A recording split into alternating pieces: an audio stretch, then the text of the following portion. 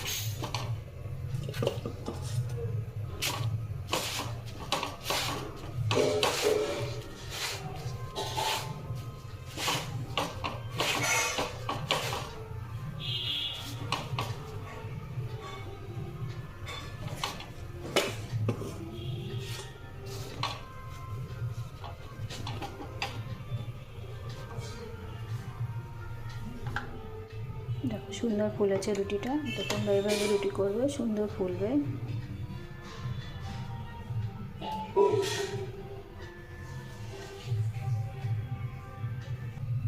তো বন্ধুরা দেখো, এই যে আমি এখানে নিয়েছি আলু আর গাজর আর একটা কাঁচা লঙ্কা। এটা দিয়ে আমি তরকারি করব রুটি খাওয়ার। তো দেখো, এখানে একদম খুবই সামান্য তেল দিয়েছি, খুব তেল লাগবে না, অল্প তেলেই করবো আমি। তো তেলটা গরম হয়ে গেছে আমার, তেলে আমি মশলা দিচ্ছি। দেখো, এই পাঁচফোড়ন দিলাম,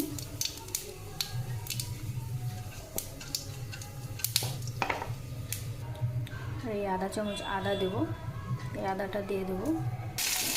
দেখো, মশলাটা যখন আমার লাল লাল হয়ে গেলো, তখন আমি আদাটা দিয়ে দিলাম তেলে। কাঁচা লঙ্কাটাও দিয়ে দিলাম, লাল করে ভেজে নেব।